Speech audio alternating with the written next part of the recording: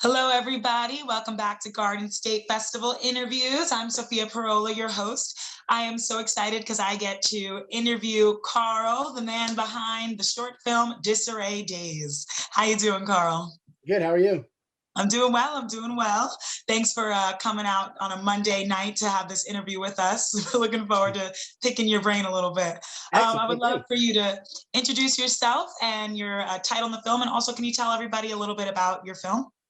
Sure. My name is Karl Erikson. I am the writer, director, and editor, which is pretty common when you make a short film. The film is Disarray Days. It's about toxic relationships and how people allow them to affect their decision making. I mean, the story itself is about Travis, who is he's made some really bad choices in his life, and he's blaming the universe. And one day he picks up a hitchhiker who he ends up bearing his soul to, and the hitchhiker validates his pain and justifies his past decision making. And he says, you know, it's not you, it is the universe, and I know how we can get the universe back. And so he decides that the best way to do this is to pull a quick change scam on a convenience store. I don't know how that's going to make things better, but in their minds it will.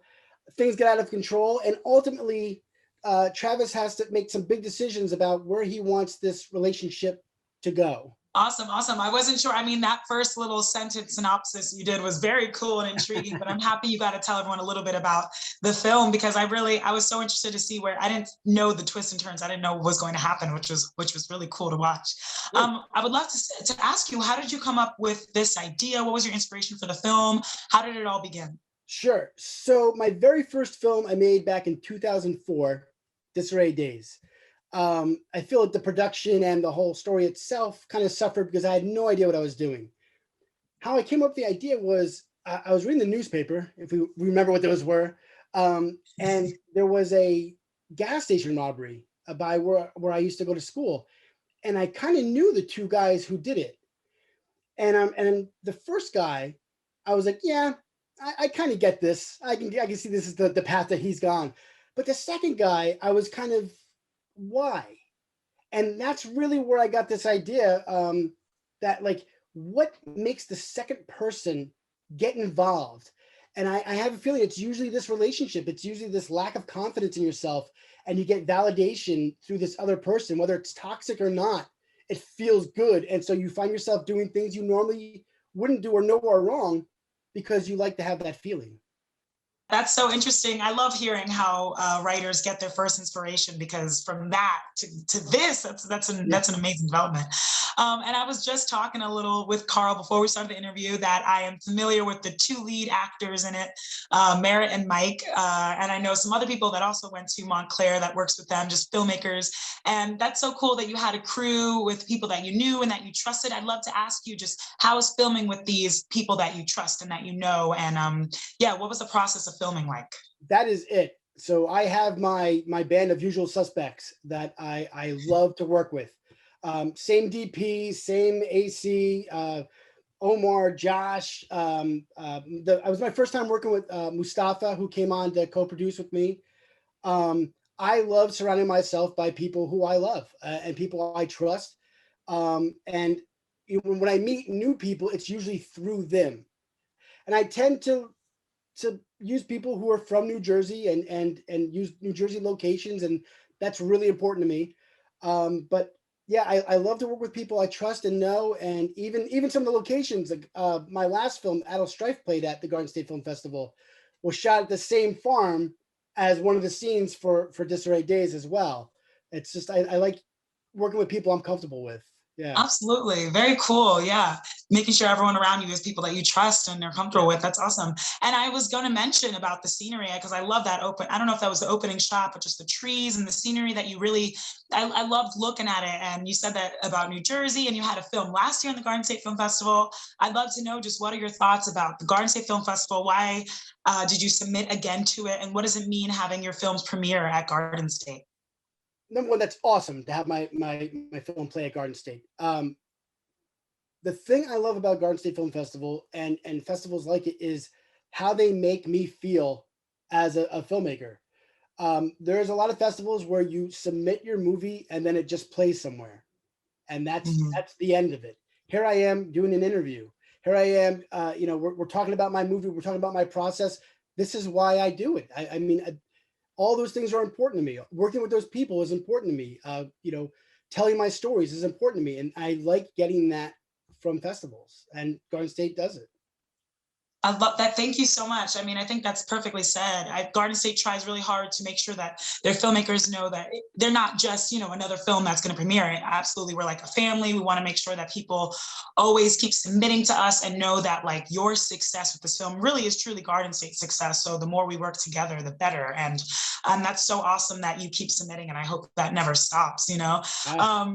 So it's so cool that you work with people that you trust and you keep making these films. And I know that you went to school and know all these people and you still work with them today. I'd just love to know some advice you have for filmmakers out there, especially right now during this time. I mean, with COVID and the climate that we're in, it's hard to always stay productive and creative for that matter. So how are Yeah. you staying creative during this time, and what advice would you give to other filmmakers or aspiring filmmakers out there? How I'm staying active is I am finishing projects I've started. Mm. That's my main goal. I'm saying, okay, I've got a couple scripts that I worked on. Let's get them done. Mainly feature stuff. Advice I'd give to up and coming is they always hear, keep making movies, never stop. I agree with that, but I think it should be a little bit more involved than that. I think that you should never stop, but I think you should always be focusing on goals and progressing. And I also think that you should develop a network, kind of how I did. And it's not necessarily, if you're a writer director, it's great to know other writer and directors, but you should really be getting to know directors of photography, gaffers, producers, people who are at your level and are interested in doing the things that you're doing, and they can help you get, ultimately you're all working toward the same goal. I think that is what you really need to work on. So that, Absolutely, absolutely. It's not every man for themselves. I mean, the more we right. network and support each other, it's so important. If you're not helping Yeah. each other, you're hurting each other. Yeah, I think, yeah, work together. Absolutely. I mean, that brings me to my next question. One of the questions I'm asking a lot of filmmakers right now is, why do you think it's important for people to not only support their time and efforts and creativity into film and to filmmaking and just watching films, but also in money if they have, investing money in the film industry? Because right now, I mean, if as soon as we're losing money as in schools or just in society, usually the arts are the first thing to go, and people don't really always want to think it's as important as something else. But why do you think it's important for people to continue investing in films and supporting and just putting out work?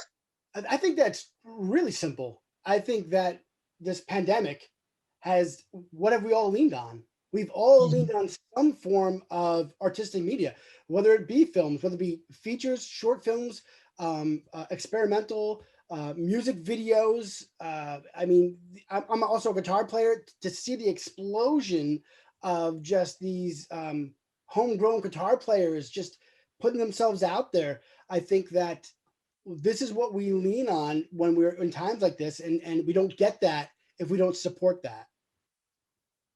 Wonderfully said, wonderfully said. And my last question for you, Karl, I would just love to know, um, I just want to know more about what your future plans, not only for this film, but for your career in general. Are you going to submit to other festivals and stay in touch with Garden State? I mean, what is next for DISARRAY Days and for Karl? What's next? uh Man, I know it's a big question. Take disarray your time. It's a disarray nuanced days answer. So. disarray days is actually a feature screenplay that I'm still looking to get made. I wasn't having any luck, and then all this happened, and so I turned it into a short to keep myself busy. Oh um wow. but it's already written to a feature. I have a nice Christmas comedy that I just entered in a festival, and I won best comedy screenplay. Um, and that's it. I'm doing what everyone else is doing. I'm just trying to make stuff, and hopefully people appreciate it, and I just keep growing. Absolutely. Yeah.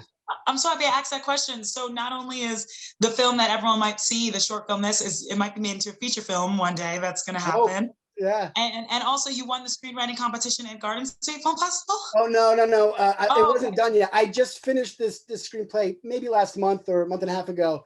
I entered it in a different festival, and it came back as a winner. Awesome. Yeah. Well, congratulations on that. And Thank you very much. Garden State Film Festival actually has a screenwriting competition as well. So maybe I know. So next year, definitely submit something, win that. That is so awesome. Well, I mean, I don't doubt that this feature film that'll happen one day will be in Garden State, or any films that you have in the future, because you're a great filmmaker. Garden State likes to keep their filmmakers feel like family and know that your success is our success. And we just want to make sure that you keep in touch with Garden State, because we love our New Jersey filmmakers and filmmakers in general, people who love to stay creative and share stories. Great, thank you so much. Awesome. Well, congratulations again, Karl. Thank you so much for taking the time out to talk to us today. And, best of luck to you. Thank you so much. Isn't hitchhiking illegal? Hitchhiking? I'm just asking you for a ride. Did I tell you to stay out of here? You know, I should get my manager. No, I always try to do the right thing, but the universe just insists on shitting on me.